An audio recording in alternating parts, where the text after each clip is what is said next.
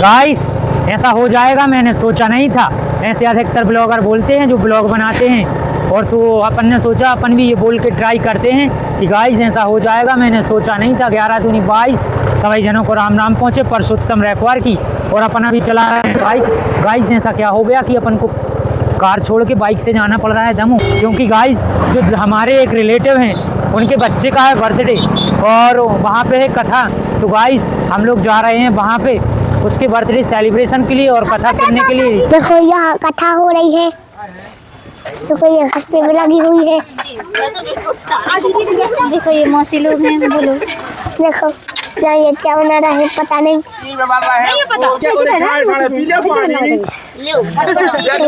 क्या हो गया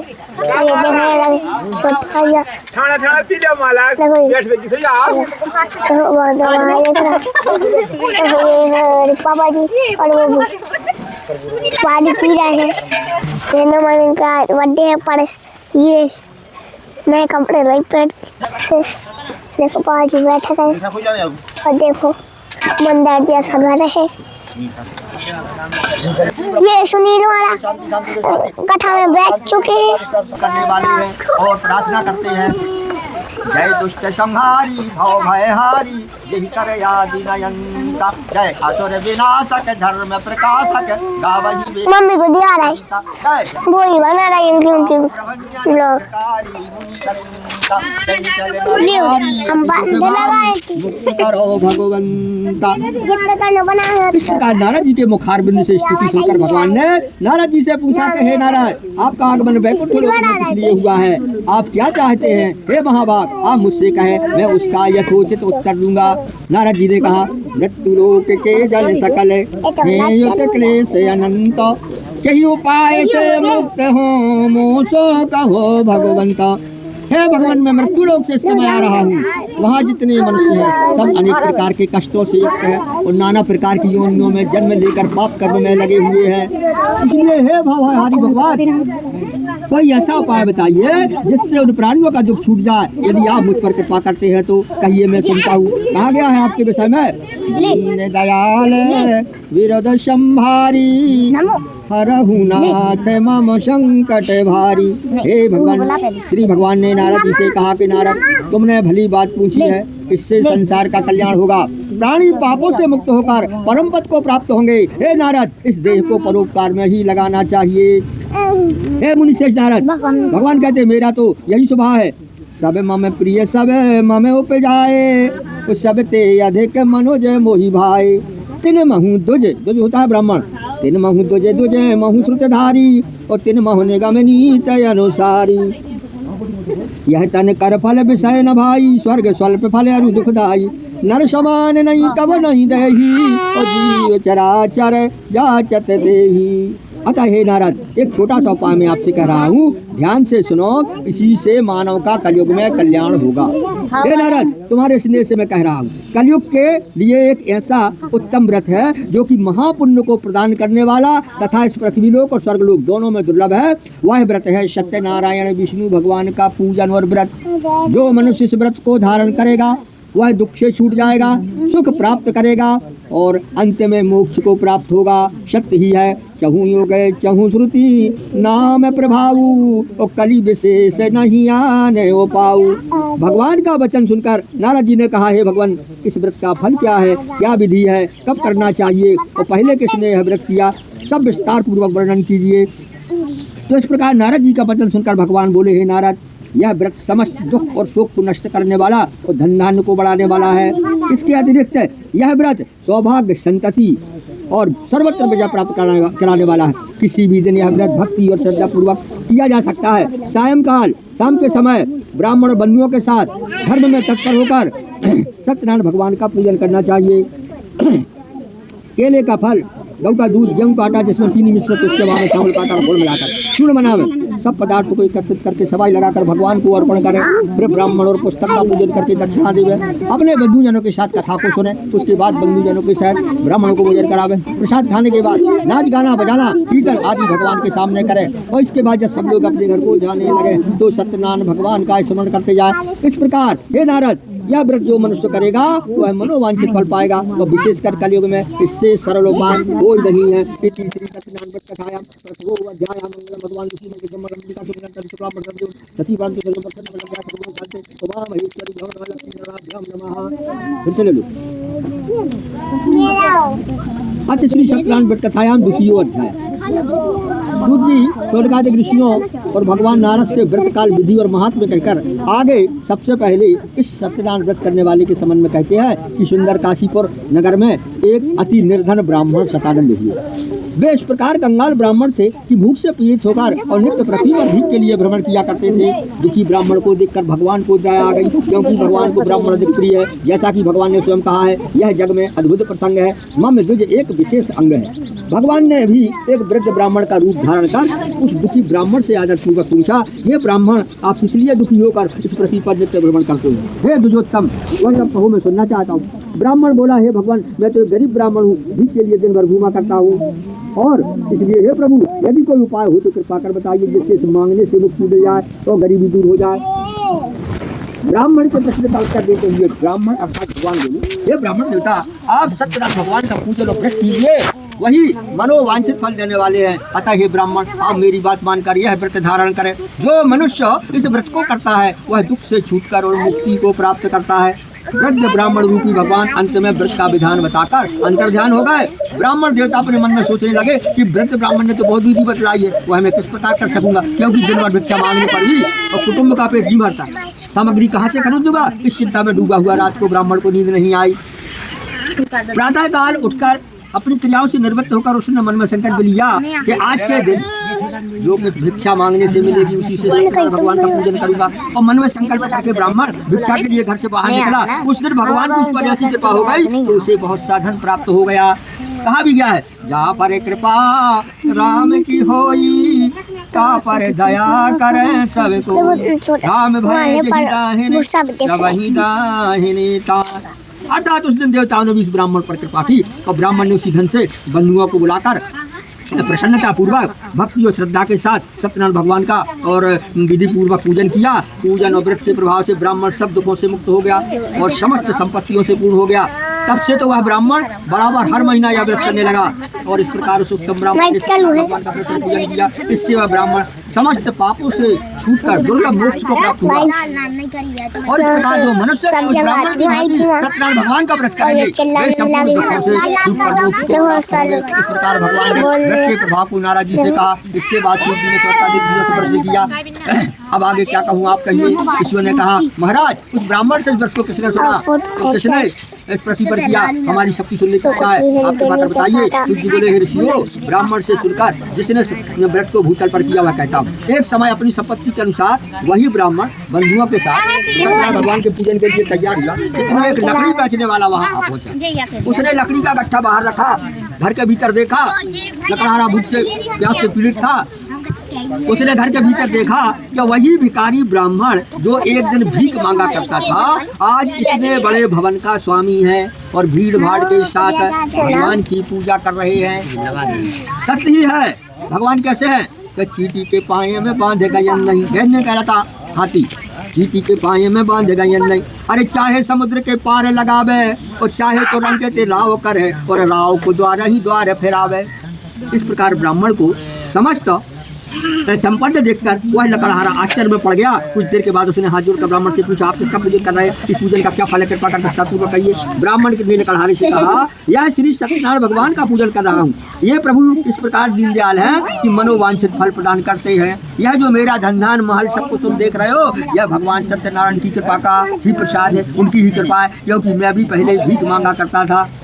ब्राह्मण के मुख से सुनकर इस प्रकार लकड़हारा बहुत प्रसन्न हुआ और भगवान का प्रसाद खाकर जल पीकर नगर को गया। लकड़हारे ने मार्ग में अपने मन में सोचा और संकल्प लिया कि आज के दिन जो भी लकड़ी के बेचने से मिलेगा उसी से मैं सत्यनारायण भगवान का पूजन करूंगा। इस प्रकार मन में सोचकर लकड़ी का बोझ सर पर रखकर चला गया। भगवान की कृपा से उस दिन लकड़हारा लकड़ी का बोझ लिए उस स्थान पर पहुंच गया जहाँ पर धनी लोग रहते थे। जाते ही उसे लकड़ी का दूना दाम मिल गया। उसके बाद लकड़हारे ने प्रसन्न हृदय से पक्के पक्के केले का फल, शक्कर, घी, दूध और गेहूं का आटा मोल लिया। इसके बाद घर पहुंचकर उसने बंधुओं ब्राह्मणों को बुलाकर सत्यनारायण भगवान का विधि पूर्वक पूजन किया। जिसके प्रभाव से लकड़हारा धन और पुत्र को प्राप्त किया और जब तक संसार में रहा सुख भोग किया और अंत में सत्यपुर को गया। मंगलाय तनो हरि श्रीराधिपति नमः। ओम श्री श्री सत्यनारायण कथा तृतीयो अध्याय। सूर्य महाराज ने सोनकादिक ऋषियों से कहा, हे मुनि श्रेष्ठो, ब्राह्मण और लकड़हारा की कथा तो कह चुका और जिसने इस व्रत को किया वह भी कह रहा हूँ सुनो।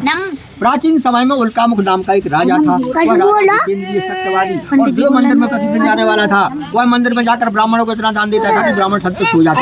उल्कामुख राजा की पत्नी कमल के तुल्य मुख वाली सती थी और सती के वास्ते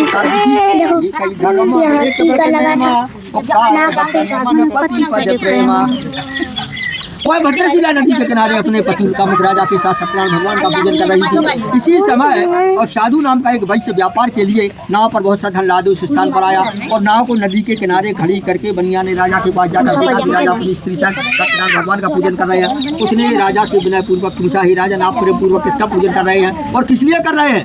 आप विस्तार से कहिए, मैं सुनना चाहता हूँ। राजा बोले, हे साधु, तो मैं सत्यनारायण स्वामी का पूजन कर रहा हूँ बंधुओं के साथ। इस पूजन का अर्थ है कि मेरे पास राज्य संपदा सब कुछ है परंतु पुत्र नहीं है। पुत्र की ही इच्छा के लिए यह पूजन है, क्योंकि पति बिन सूनी मांग, पुत्र बिन है घर सूना, तो दो मुक्ति के मार्ग दो बिन है दुख दूना। इसलिए हे साधु, भगवान का व्रत ही इस दुख से मुक्त कर सकता है। राजा के वचन को सुनकर साधु बनिया आदर पूर्वक बोला, हे राजन, आप इस व्रत की संपूर्ण विधि कहने की कृपा करें। मैं भी इस व्रत को अवश्य करूंगा, क्योंकि मेरे भी कोई संतान नहीं है, इसलिए मैं भी इस व्रत को निश्चय करूंगा। इस प्रकार बनिया की बात सुनकर राजा ने सब विधि बताई। उसने कहा, साधु वैश्य राजा से सब विधि सुनकर व्यापार से निवृत्त हो आनंद पूर्वक अपने घर गया।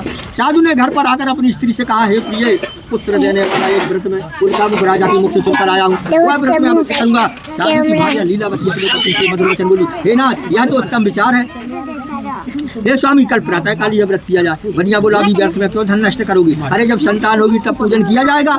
इसके बाद स्त्री ने प्रश्न किया, क्या पुत्र से बढ़कर धन मूल्यवान है? बनिया ने उत्तर दिया, टका धर्मा टका कर्मा टका ही परम तपा, टका नास्ती हा टका टकताई। कंजूस की चमड़ी चली जा पर दमड़ी नहीं जाती। बनिया का इस प्रकार पत्थर सुनकर स्त्री लीलावती चुप हो गई और पति युक्त प्रसन्न चित्त वाली लीलावती भगवान की कृपा से और प्रसाद से गर्भवती हुई। 10 माह पश्चात उसकी एक कन्या उत्पन्न हुई। कन्या रत्न के समान थी। वह दिनों दिन इस प्रकार बनने लगी जैसे शुक्ल पक्ष का चंद्रमा बढ़ता है। पति कला के बनने से उसका नाम कलावती रखा गया। इसके बाद लीलावती अपने पति से मधुर वचन में बोली, हे स्वामी, आपने संकल्प किया था कि संतान होने पर सत्यनारायण करूंगा, क्या वह ना करोगे? तो साधु ने कहा, हे प्रिय, इस शक्ति में बहुत धन खर्च किया, इस प्रकार अपनी स्त्री से कहकर साधु विजयनगर में घूमने चला गया। भगवान की कृपा से कलावती हुई। अल्पकाल में ही साधु ने अपने साधु घूमती नगर में देखा और मन में विचार किया, कन्या विवाह के योग्य हो गई है। अतः दूतों को बुलाकर कहा, मेरी कन्या के लिए पाकर कांचन नगर को गए। उस नगर में दूतों ने एक वैश्य पुत्र को देखा जो सुंदर और था।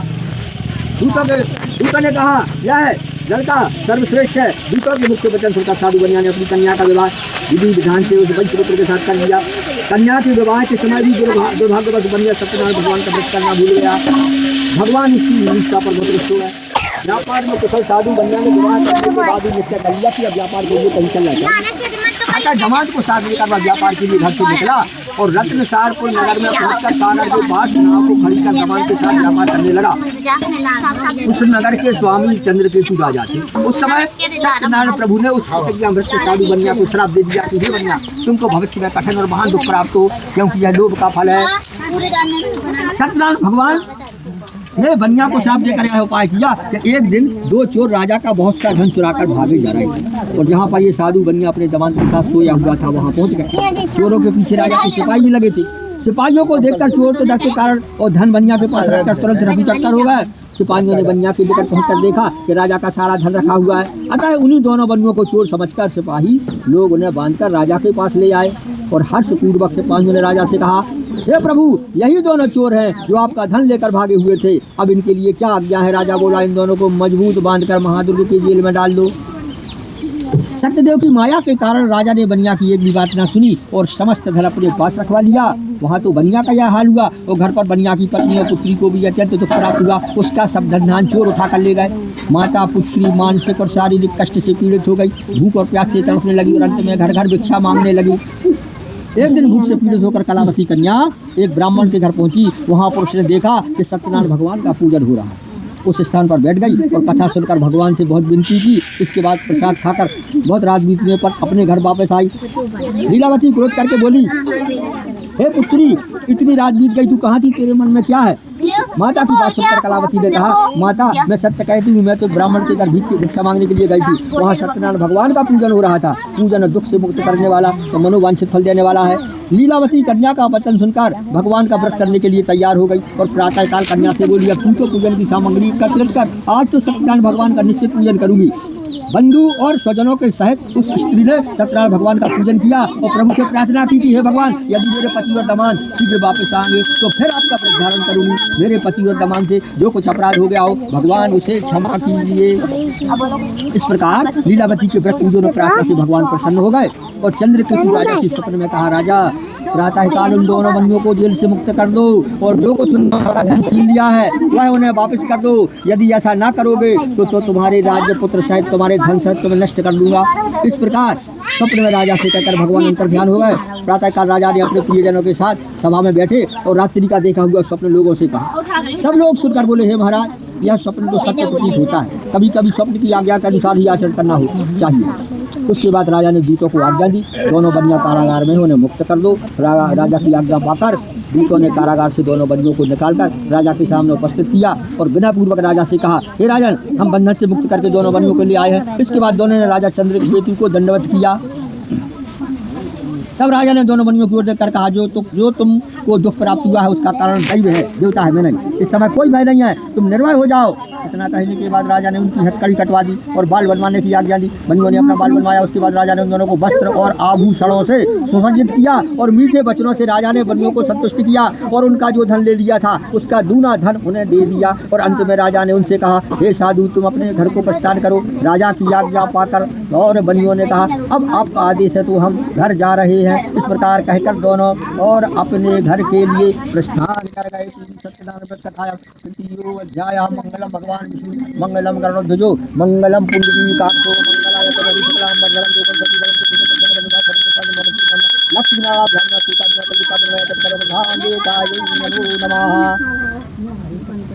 अथ श्री सत्यनारायण व्रत कथायाम चतुर्थ अध्याय।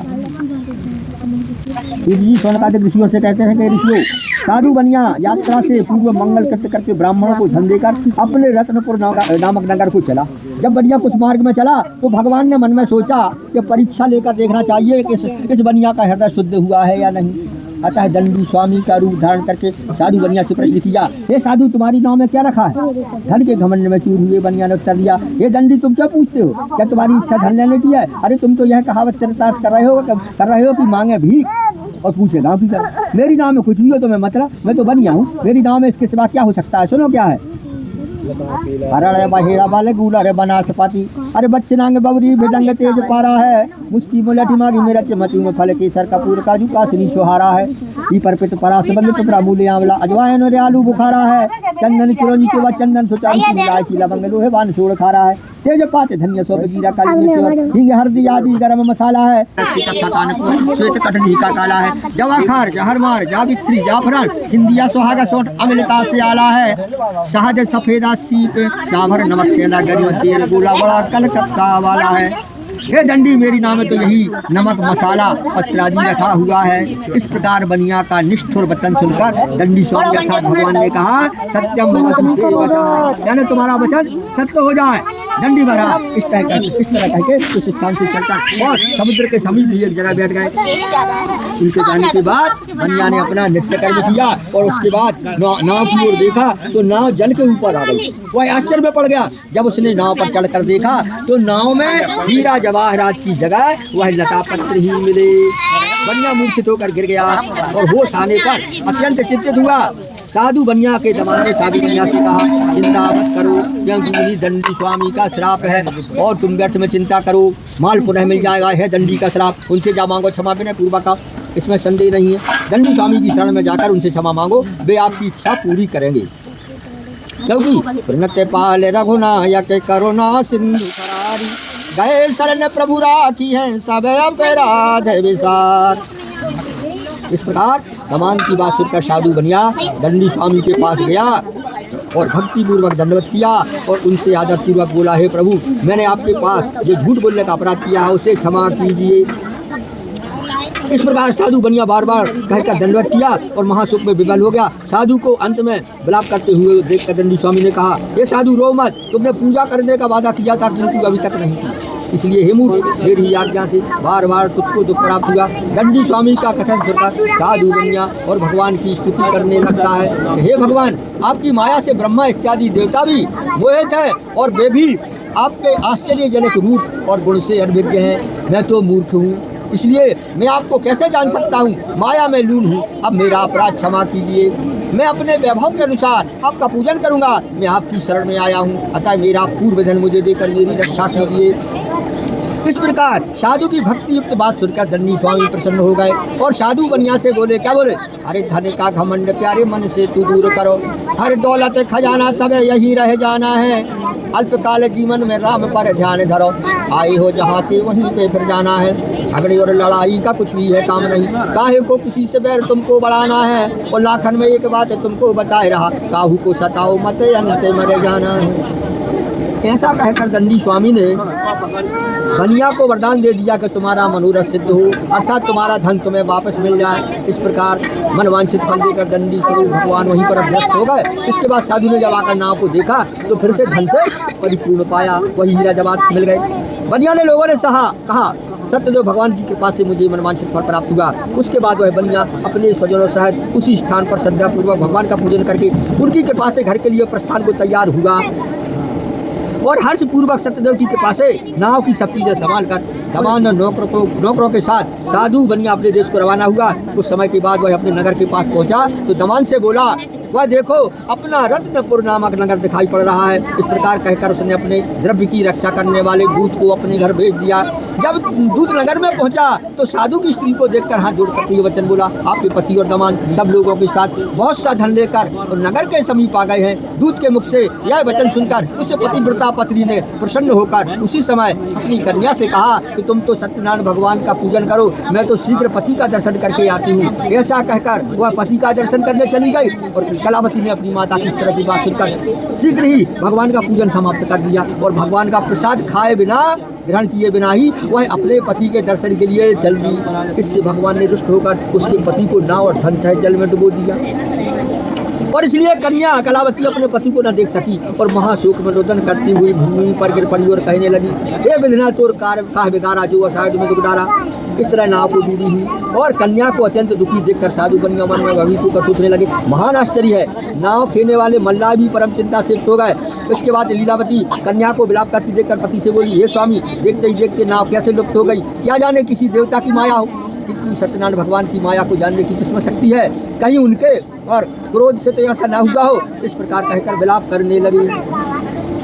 कलावती को गोद में लेकर लीलावती रोने लगी। इसके बाद अपने पति को नष्ट हुआ देखकर कलावती मन में विचार करने लगी, जब पति देव ही नष्ट हो गए तो मैं जीवित रहकर क्या करूँगी, क्योंकि ना तंत्री वादते बिना ना चक्र देते रखा ना पति सुनने से सजादा पुष्पा, अतः मेरा जीना व्यर्थ है, अब मुझे सती हो जाना चाहिए। और इस प्रकार सोच करके घर गई, पति की खाम ले आई और माता से बोली, चंदन चिता बनाए रुच रुच आग लगाओ, बेभस्म हो जाए जामे मेरी सकल। कन्या की बात सुनकर वही स्त्री सहित बहुत दुखी हुआ। साधु बनिया शोक से अत्यंत दुखी होकर सोचने लगा, मेरा यह सब व्यवहार भगवान सब कारण में हरण कर लिया है या मैं उनकी माया से भ्रम में पड़ा हूँ। उसके बाद उस बनिया ने सबको इकट्ठा किया और उनके सामने अपना मनोरथ प्रकट किया कि यदि मेरा कष्ट सत्यनारायण भगवान दूर करेंगे तो मैं अपनी शक्ति के अनुसार उनका पूजन करूंगा, क्योंकि बारंबार मेरी अज्ञानता पर कुछ होकर वह मुझे कष्ट दिया करते हैं और वही मेरा कष्ट निवारण भी करते हैं, अतएव मैं उन्हीं की शरण में हूँ और वही मेरा कष्ट दूर करेंगे। यह कहते कहते वह वैश्य प्रेम बेहबल होकर सत्यदेव भगवान की प्रार्थना करने लगा। प्रार्थना करके पृथ्वी पर बारंबार साधु ने दंडवत किया। तब दीनदयाल प्रभु उस पर प्रसन्न हो गए और उसके बाद आकाशवाणी हुई कि हे साधु, तेरी कन्या मेरा प्रसाद त्याग कर अपने पति का दर्शन करने चली आई, इस कारण यह पति का दर्शन नहीं कर सकी। यदि कन्या घर जाकर प्रसाद खाकर पुनः आएगी तो इसका पति निस्संदेह प्राप्त होगा। कन्या ने गगन मंडल से आकाशवाणी सुनकर शीघ्र घर आकर प्रसाद खाया और उसके बाद वह फिर उस स्थान पर वापस गई तो अपने स्वजनों के साथ अपने पति को देखा। उसके बाद कन्या ने अपने पिता से कहा, भाई चले विलम्ब क्यों करते हैं। कन्या की बात संतुष्ट हुआ और उसी समय वहीं पर सत्यनारायण भगवान द्रव्य और बंधुजनों के साथ आनंद पूर्वक घर आया। इसके पश्चात तो वह हर पूर्णमासी और संक्रांति को सत्यनारायण स्वामी का पूजन करने लगा। महाराज कहते हैं इस प्रकार साधु बनिया ब्रह्म के प्रभाव से इस लोक में और सुख भोग कर अंत में सत्यपुर वैकुंठ को प्राप्त हुआ। इति श्री सत्यनारायण व्रत कथायाम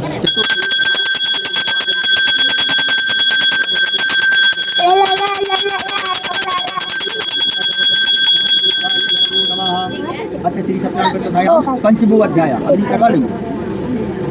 सूत जी ने शौनकादि ऋषियों से कहा, मुनि सुनो, मैं भी एक कथा और कहता हूँ, आप लोग सुनो। सतयुग में एक तुंगध्वज नामक का राजा था। वह राजा अपनी प्रजा को पुत्र के समान मानता था और उनके पालन में तत्पर रहता था। इस प्रकार का प्रजापालक राजा भी सत्यदेव भगवान के प्रसाद को त्याग देने के कारण महान दुख को प्राप्त हुआ। एक बार वह राजा वन में आखेट के लिए गया और बहुत से बनेले पशुओं का संहार किया। इसके बाद वह घर की ओर प्रस्थान किया। रास्ते में एक स्थान पर वट वृक्ष के नीचे राजा ने देखा कि बहुत से ग्वाले बंधुओं सहित श्रद्धापूर्वक सत्यनारायण भगवान का पूजन कर रहे हैं। इस प्रकार देखकर राजा अभिमान बस ना तो उस स्थान पर गया और ना ही सत्यदेव प्रभु को मस्तक झुकाया और गोप लोगों ने उन्हें प्रसाद दिया। तो उस राजा ने प्रसाद को त्याग कर दिया और बिना प्रसाद ग्रहण किए उस राजा ने घर चला गया। तब उसको प्रसाद के त्याग देने से अत्यंत दुख प्राप्त हुआ। उसके 100 पुत्र मृत्यु को प्राप्त हो गए। उसका धन नष्ट हो गया। तब राजा ने अपने मन में सोचा, सत्यनारायण भगवान के प्रसाद से त्याग देने से ही मेरी दशा हुई है। यह निश्चित है, क्योंकि प्रभु में ही इतनी शक्ति है। तो वो रंगम करो तू राजानम रंग के लोचा और धनिनम निर्धनम चाहिए निर्धनम धनिनम तथा। इस प्रकार सोचकर राजा शीघ्र ही उस स्थान पर गया जहाँ गोप सत्यनारायण भगवान का पूजन कर रहे थे। उसके बाद राजा ने भक्ति और श्रद्धा पूर्वक विधि सहित गोप लोगों के साथ सत्यदेव भगवान का पूजन किया तथा भगवान सत्यनारायण की कृपा से राजा को पुत्र धन सब कुछ पुनः मिल गया और वह संसार में सुख भोग कर अंत में वैकुंठ लोक को प्राप्त हुआ। सूर्य महाराज बोले, हे शौनकादि ऋषियों, जो मनुष्य सत्यनारायण प्रभु के इस परम दुर्लभ व्रत को करता है तथा मनोरथ सिद्ध करने वाला पुण्यकारक कथा श्रवण भी करता है, सुनता भी है, वह सत्यनारायण भगवान की कृपा से धन सब कुछ प्राप्त करता है। जो मनुष्य निर्धन है वह धनवान हो जाता है, जो बंधन में पड़ा है वह बंधन से मुक्त हो जाता है और जो भय से पड़ा है वह भय से छूट जाता है। यह सत्य है, इसमें संदेह नहीं है। और सत्यनारायण भगवान की कृपा से मनुष्य इस लोक में मनोवांछित फल होकर अंत में वैकुंठ को जाकर स्वर्ग के सुख को प्राप्त करता है।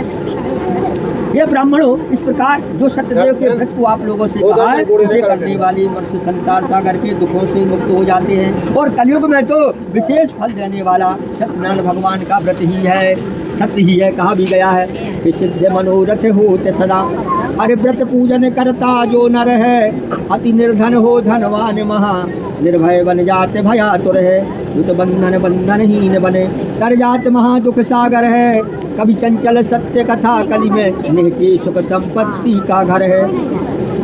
ऐसे मनोवांछित फल देने वाले प्रभु को कोई बाल कहता है, कोई ईश कहता है, कोई सत्यनारायण भगवान तो कोई सत्यदेव कहता है। यह सत्यदेव प्रभु अनेकों प्रकार का रूप धारण करके पृथ्वी पर मनुष्यों का मनोरथ पूर्ण करते हैं तथा इस कलयुग में यही सनातन विष्णु सत्य रूप धारण करके सबकी इच्छा पूरी करते हैं।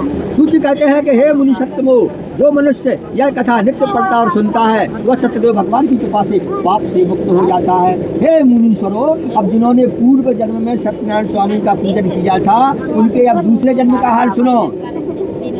जो सतानंद विद्वान राजा थे, दूसरे जन्म में सुदामा नाम के ब्राह्मण हुए और भगवान कृष्ण की भक्ति करके मोक्ष को प्राप्त हो गए। भिल्ल लकड़हारा जो था और दूसरे जन्म में निखादराज गोह हुआ और श्री रामचंद्र जी को गंगा पार उतार कर स्वयं उनकी कृपा से भव सागर से पार हो गया और वैकुंठ धाम को प्राप्त किया। उनका मुख राजा दूसरे जन्म में महाराज दशरथ हुए और भगवान रंगनाथ का पूजन करके मोक्ष को प्राप्त हो गए। साधु वैष्णवी धार्मिक और सत्यसंध मूर्त ध्वज राजा हुआ।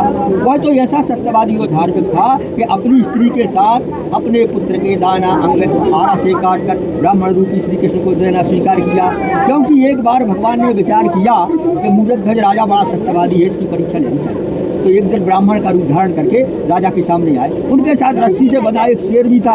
भगवान ने राजा से कहा, यह मेरा शेर बहुत भूखा है, इसे भोजन दो। राजा बोला, आपका शेर क्या खाएगा? भगवान ने उत्तर दिया, आपके इकलौते पुत्र के दाहिने अंग का मांस खाएगा। और साथ ही शर्त भी यह है कि तुम और तुम्हारी स्त्री आरा से काटे और आंसू भी ना बहे। राजा ने कहा, हे ब्राह्मण, मैं शर्त के तहत मैं अपने पुत्र का मांस देने के लिए तैयार हूं। अंत में राजा ने वैसा ही किया जैसा ब्राह्मण चाहता था, परंतु आरे से चीरते समय लड़के की भाई आंख से आंसू निकल आया। ब्राह्मण ने कहा, आंसू आ गया, भाई हमें कुछ बात का दुख है, हुआ ऐसा गिरा हुआ है, ऐसा मत से नहीं ग्रहण किया गया और फेंका जा रहा है, इसी से आंसू आ गया। ऐसा सुनकर ब्राह्मण रूपी भगवान अत्यंत प्रसन्न हो गए और उसे जीवन दान देकर अंत में राजा को वैकुंठ धाम दे दिया। तुंग राजा दूसरे जन्म में स्वयंभू मनु हुए और वह संपूर्ण भागवत की कथा सुनकर मोक्ष को प्राप्त हुए।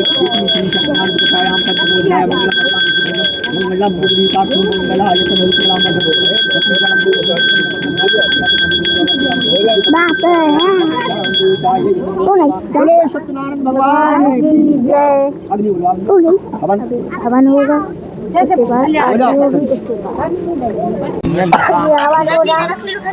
आप देख रहे होंगे।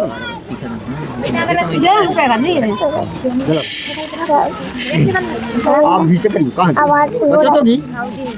देवताभ्यो नमः स्वाहा। ओम लक्ष्मीनारायणाभ्यां नमः स्वाहा। ओम सत्यनारायणाभ्यां नमः स्वाहा। स्वाहा भी बोला। ओम राम रामाय नमः श्री सीताय नमः स्वाहा। ओम सौ पार्वत्यै नमः स्वाहा। अनंत बलवंत हनुमते नमः स्वाहा। ओम कुलदेवताभ्यो नमः स्वाहा। ओम राजा वल्लभाय नमः स्वाहा।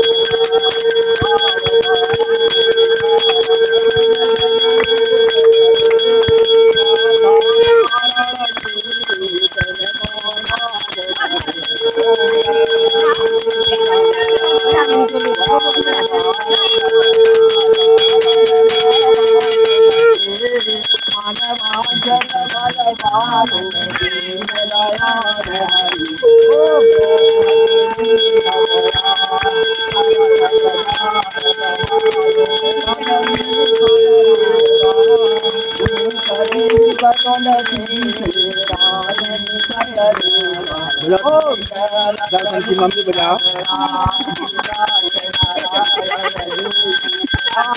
वीडियो बन गई थी,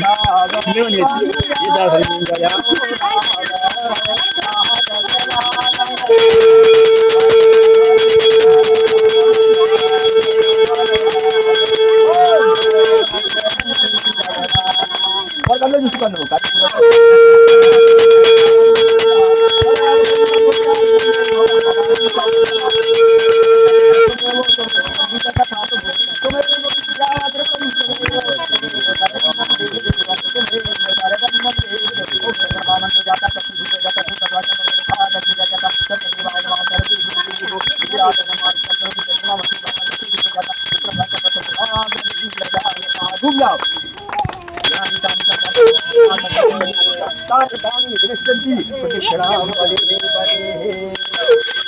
लक्ष्मीनारायण भगवान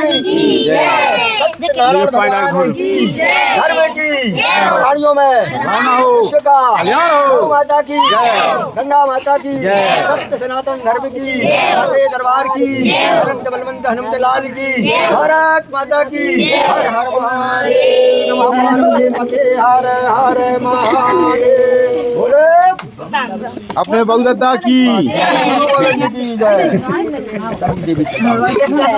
नहीं कही यार।